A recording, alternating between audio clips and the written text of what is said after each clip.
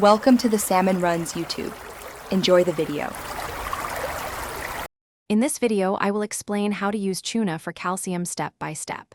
Start by measuring 1 teaspoon of Chuna and dissolving it in a small cup of warm water, stirring until smooth. Use this solution immediately, taking it with a light snack to ease absorption. Note common safety tips as you go, and stop if you feel discomfort, then consult a healthcare professional for tailored advice about dosing and frequency. Begin preparation by choosing a clean small cup and spoon, then measure Chuna carefully to avoid overdosing.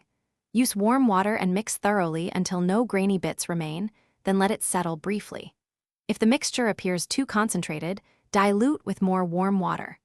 Always test a small sip first to check tolerance, and never mix Chuna with acidic drinks that may alter its effectiveness or safety. Store unused Chuna sealed away from moisture. Quick recommendation: if you are finding this video helpful, please subscribe and like to support the channel and catch future tips.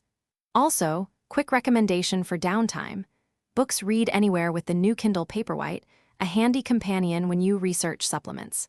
Check the description for the link and other deals, and consider it as a light, pourable way to learn more about health topics.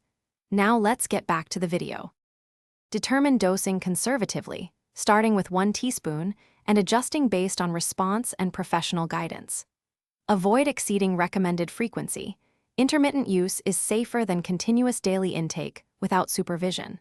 Be mindful of medications and medical conditions that can interact with calcium absorption, and monitor for symptoms like nausea or stomach upset. If any adverse reaction occurs, stop immediately and seek medical advice to prevent complications. Prioritize personalized advice for long-term plans. Thanks for watching. Consider subscribing if we helped you.